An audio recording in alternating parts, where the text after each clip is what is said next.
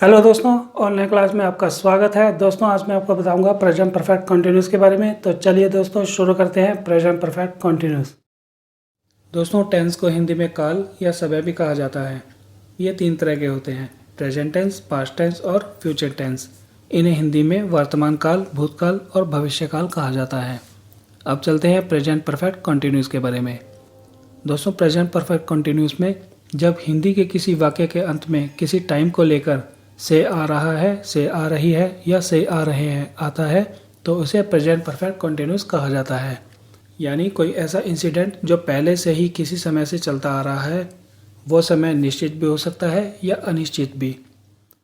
अब present perfect continuous के किसी भी सेंटेंस को कैसे लिखा जाएगा, अब मैं आपको उसका रूल बताता हूँ। इसमें सबसे पहले सब्जेक्ट आएगा, उसके बाद हैज़ या हैव में से कोई एक आएगा। अगर सब्जेक्ट में ही, शी, इट या कोई सिंगल पर्सन का नाम आएगा तो उसमें हैज का यूज होगा। और अगर सब्जेक्ट में आई, वी, यू, दे या मल्टी पर्सन यानी काफ़ी सारे पर्सन का नाम होगा तो उसमें हैव का यूज होगा। तो उसके बाद बीन का यूज होगा, उसके बाद वर्ब की फर्स्ट फॉर्म का यूज होगा और साथ में आईएनजी ऐड हो जाएगा।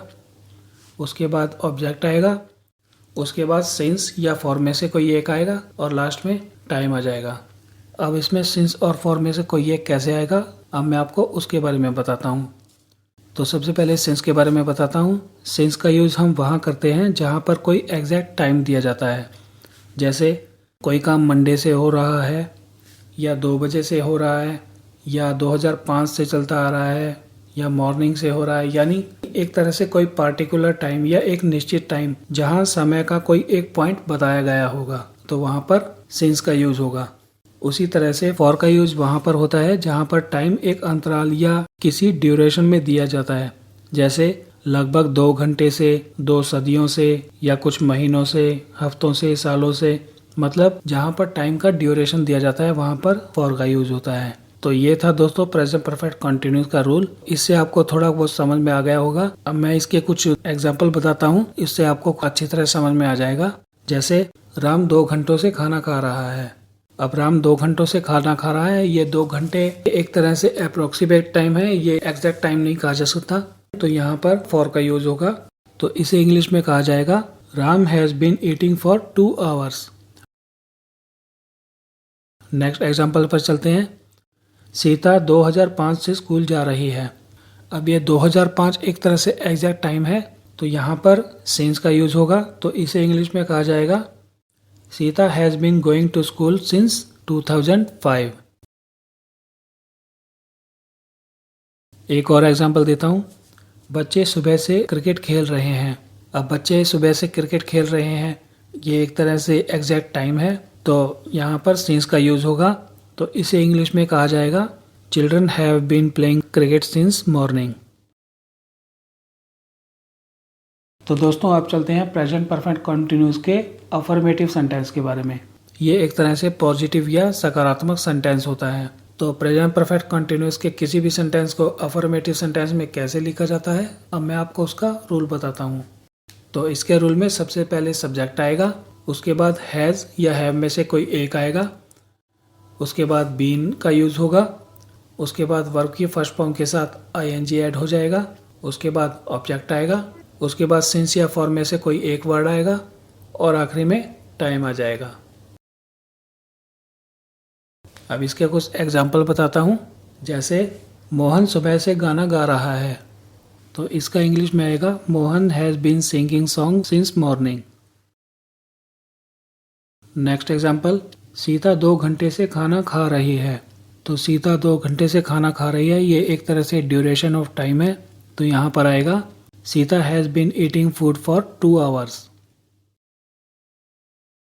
नेक्स्ट एग्जाम्पल, रमेश, सुरेश और राम दोपहर 2 बजे से क्रिकेट खेल रहे हैं। अब यहाँ पर 2 बजे का टाइम दिया हुआ है, ये एक तरह से एग्जैक्ट टाइम है, तो यहाँ पर सिंस का यूज होगा। तो इसे इंग्लिश में कहा जाएगा Ramesh, Suresh and Ram have been playing cricket since 2 PM। Next example, हम 3 महीने से स्कूल जा रहे हैं। अब 3 महीने से स्कूल जा रहे हैं, ये एग्जैक्ट टाइम नहीं है, ये टाइम अप्रोक्सीमेट दिया गया है, तो इसका इंग्लिश में आएगा we have been going to school for 3 months।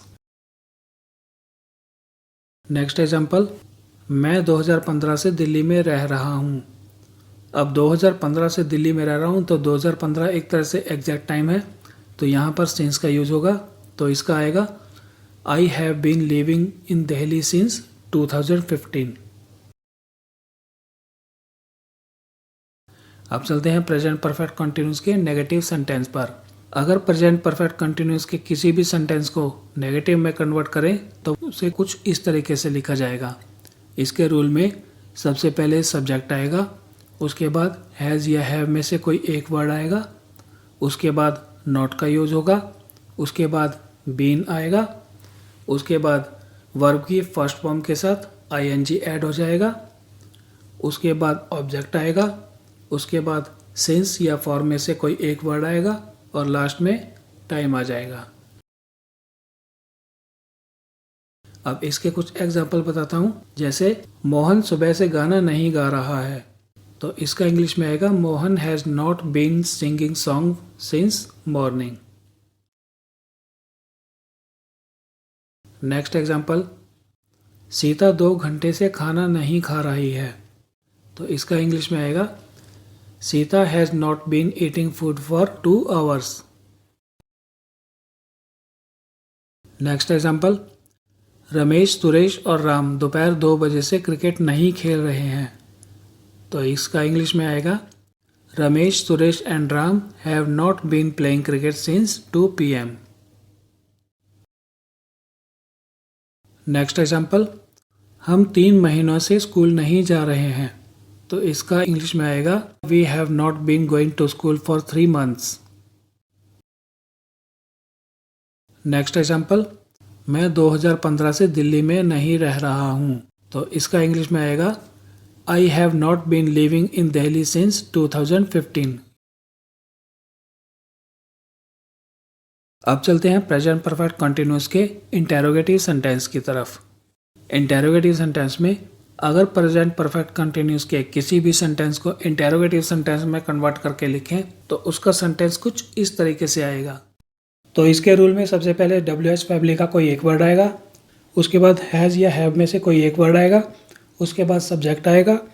Next, अगर ये इंटेरोगेटिव के साथ साथ नेगेटिव सेंटेंस है तो यहाँ सब्जेक्ट के बाद नॉट आ जाएगा, उसके बाद बीन का यूज होगा, उसके बाद वर्ब की फर्स्ट फॉर्म के साथ आईएनजी ऐड हो जाएगा, उसके बाद नेक्स्ट ऑब्जेक्ट आएगा, उसके बाद सिंस या फॉर में से कोई एक वर्ड आएगा और लास्ट में टाइम के बाद क्वेश्चन मार्क आ जाएगा। अब चलते हैं इसके एग्जाम्पल पर। क्या मोहन सुबह से गाना गा रहा है, तो इसे इंग्लिश में कहा जाएगा has Mohan been singing since morning. अगर इसी को नेगेटिव में कन्वर्ट करें तो आएगा क्या मोहन सुबह से गाना नहीं गा रहा है, इसे इंग्लिश में कहा जाएगा has Mohan been not singing since morning. Next example, क्या सीता 2 घंटे से खाना खा रही है, इसे इंग्लिश में कहा जाएगा has Sita been eating food for 2 hours। अगर इसी को इंटेरोगेटिव के साथ नेगेटिव में कन्वर्ट करें तो आएगा क्या सीता 2 घंटे से खाना नहीं खा रही है, इसी सेंटेंस को इंग्लिश में कहा जाएगा has Sita been not eating food for 2 hours। Next example, क्या रमेश, सुरेश और राम दोपहर 2 बजे से क्रिकेट खेल रहे हैं, इसको इंग्लिश में कहेंगे have Ramesh, Suresh and Ram been playing cricket since 2 PM। इसी सेंटेंस को इंटेरोगेटिव के साथ नेगेटिव में करें तो आएगा क्या रमेश, सुरेश और राम दोपहर 2 बजे से क्रिकेट नहीं खेल रहे हैं, इंग्लिश में कहा जाएगा have Ramesh, Suresh and Ram been not playing cricket since 2 PM।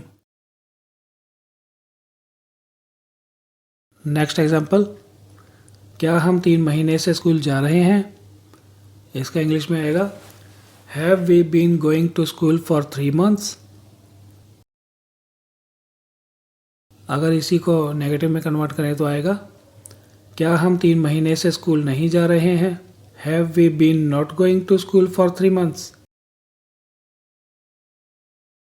एक और एग्जाम्पल ले लेते हैं, क्या मैं 2015 से दिल्ली में रह रहा हूँ, इसे इंग्लिश में कहा जाएगा have I been living in Delhi since 2015। अगर इसी को नेगेटिव में कन्वर्ट करें तो आएगा, क्या मैं 2015 से दिल्ली में नहीं रह रहा हूँ। इसे इंग्लिश में कहा जाएगा, have I not been living in Delhi since 2015। तो दोस्तों ये है प्रेजेंट परफेक्ट कॉन्टिन्यूस। अगर आपको मेरी वीडियो पसंद आती है तो प्लीज़ मेरे वीडियो को लाइक कीजिए, शेयर कीजिए और मेरे चैनल को सब्सक्राइब कीजिए। Thank you.